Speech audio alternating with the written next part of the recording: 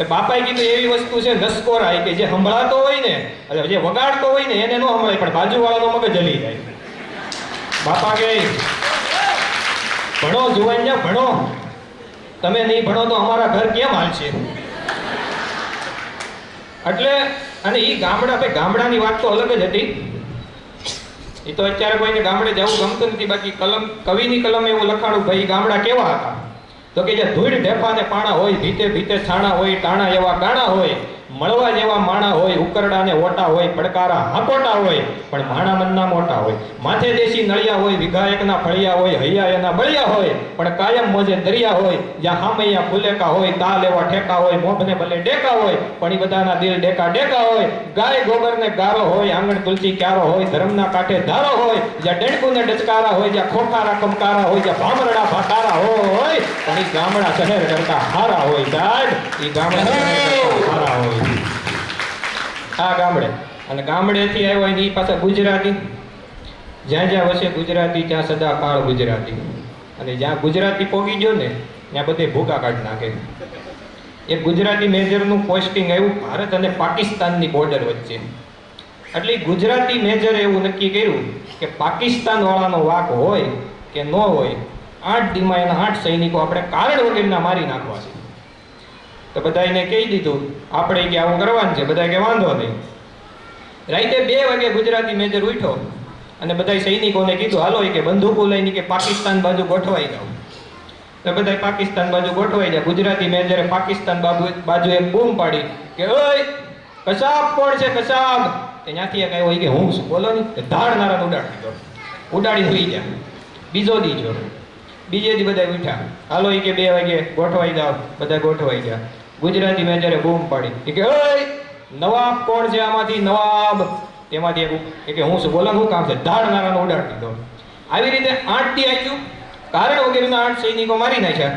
પછીના દિવસે પાકિસ્તાનના મેજર જે હતો એને વિચાર આવ્યો કે નક્કી કોઈ ગુજરાતી આવ્યો છે માળો. એ કે દસ નથી ઉજવા દેતો કાંઈ, પણ હવે એ કે ગુજરાતીનો વારો છે. પણ એનો વેમ હતો, ગુજરાતીનો વારો કોઈ પાડી શકે? પાકિસ્તાનનો મેજર રાતે 1 વાગે ઉઠ્યો. એને કીધું હાલો કે ઇન્ડિયા બાજુ બંદૂકો લઈને ગોઠવાઈ જાઓ. બધા ગોઠવાઈ ગયા. કે ઓય ધનજી કોણ છે? ધનજી. અહીંથી કોઈ ન ઉઠ્યું. કે ઓય મંજી કોણ છે? મંજી. અહીંથી કોઈ ન ઉઠ્યું. આ ઘટનાને 2 દિવસ જવા દીધા ગુજરાતી મેજરે. ગુજરાતી મેજર પાછો રાતે 2 વાગે ઉઠ્યો. કે હાલો ગોઠવાઈ જાઓ પાકિસ્તાન બાજુ.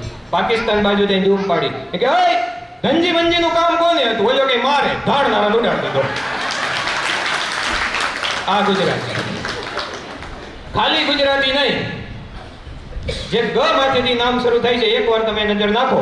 કોઈ પણ શુભ કાર્યની શરૂઆત કરો, ગણેશ સ્થાપના કરવી પડે, નામ ગતિ શરૂ થાય. આ દેશને આઝાદી કોણે અપાવી? તો કે ગાંધીજીએ. નામ ગતિ શરૂ થાય. આ દેશનું સૌથી સારામાં સારું રાજ્ય તો કે ગુજરાત. નામ ગતિ શરૂ થાય. ગુજરાતનું પાટનગર તો કે ગાંધીનગર. નામ ગતિ શરૂ થાય. અર્જુનનું તો કે ગાંડીવ. નામ ગતિ શરૂ થાય. ભીમસેનની ગદા તો કે નામ ગતિ શરૂ થાય. સૌથી અઘરામાં અઘરો વિષય તો કે ગણિત. નામ ગતિ શરૂ થાય. જેમાં 33 કરોડ દેવતાનો વાસ છે એવડી આપણી ગાય માતા તો કે નામ ગતિ શરૂ થાય. સૌથી ઊંચામાં ઊંચો પહાડ તો કે ગિરનાર. નામ ગતિ શરૂ થાય. પવિત્ર નદી તો કે ગંગા. નામ ગતિ શરૂ થાય. અને 100 વર્ષ જૂનો સંબંધ હોય અને એક ગાળ દઈ ગયો એટલે ભૂકા નીકળી જાય. એ ગતિ શરૂ થાય. આ ગુજરાતી. એમાંય પાછી ગુજરાતી બાયું ભૂકા કાઢ નાખે. હમણાં જીનુ મહારાજે કીધું ને પૂછવાનું નહીં.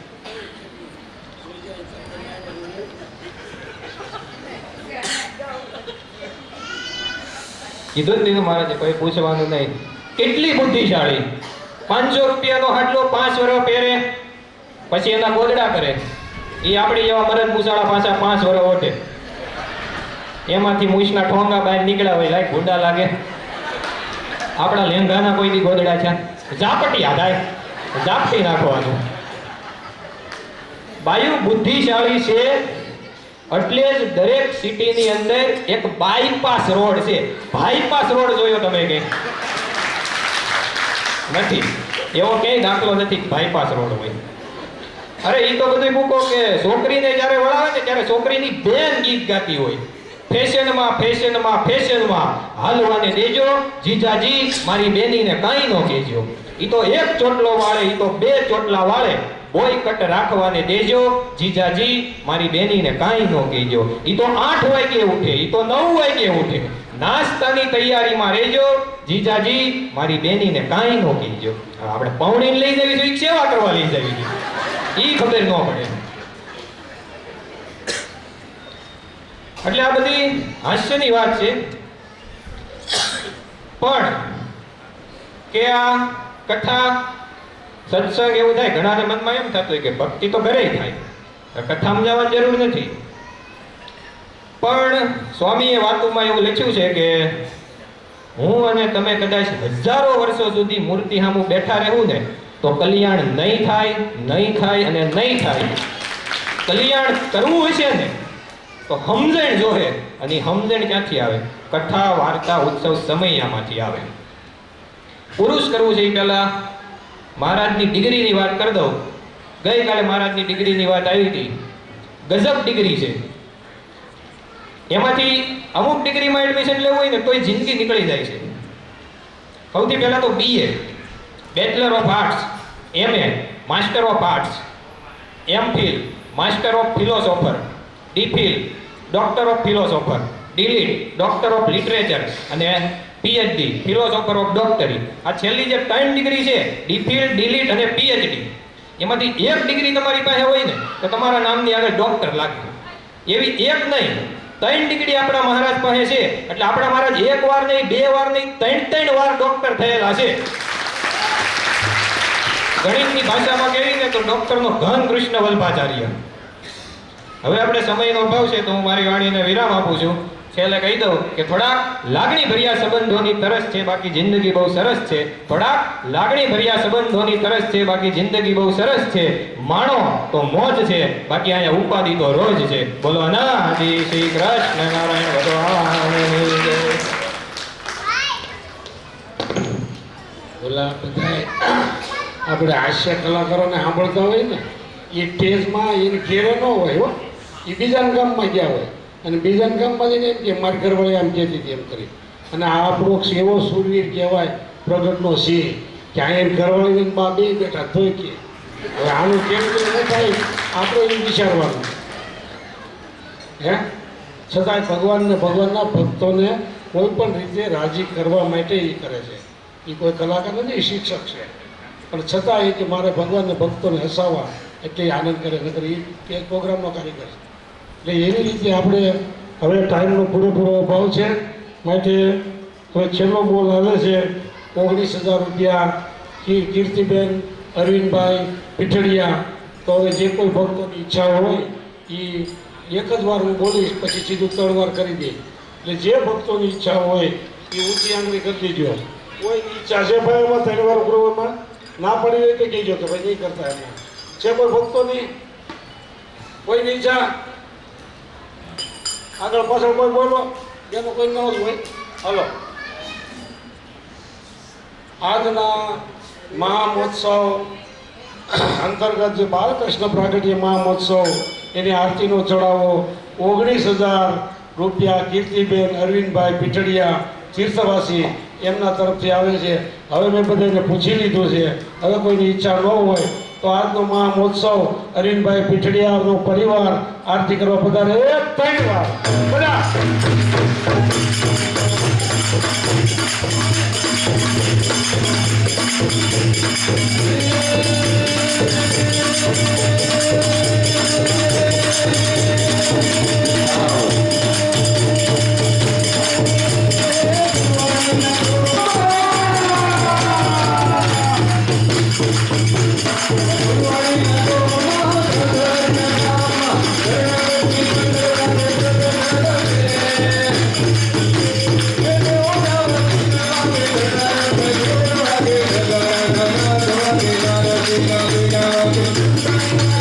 Thank you.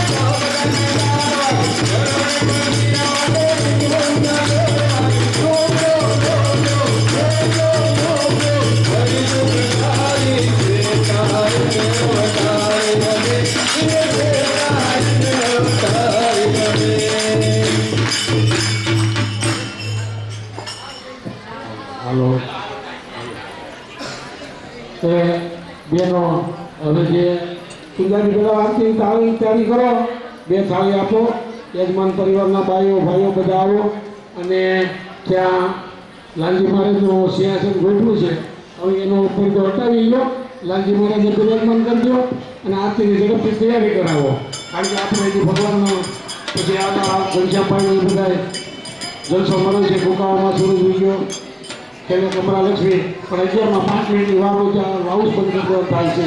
હાલો, હવે એક જાહેરાત આવે છે, છેલ્લે દિવસે પ્રસાદીના 1100 રૂપિયા મુક્તાબેન મનસુખભાઈ રાદડિયા પ્રસાદીમાં છેલ્લે દિવસે આપે છે. બોલો અનાદિ શ્રી કૃષ્ણ ભગવાનની જય. હવે યજમાન પરિવાર બાલકૃષ્ણ મહારાજની પ્રાગટ્ય આરતી ઉતારવા માટે પધારે.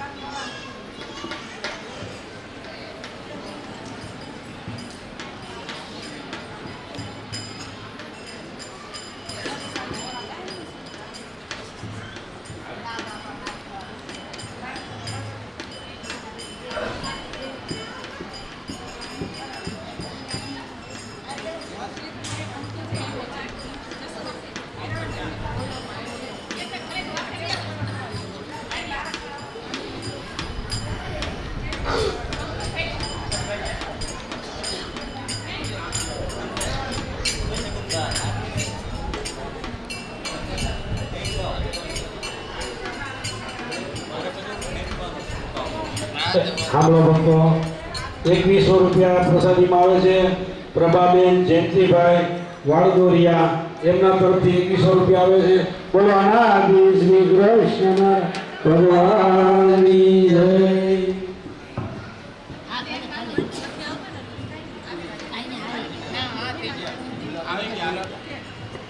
તમારા લાલી અને અમારા લાલી એક જ છે.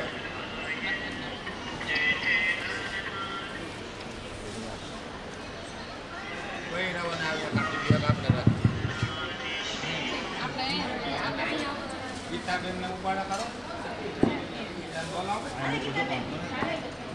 મારા આવો.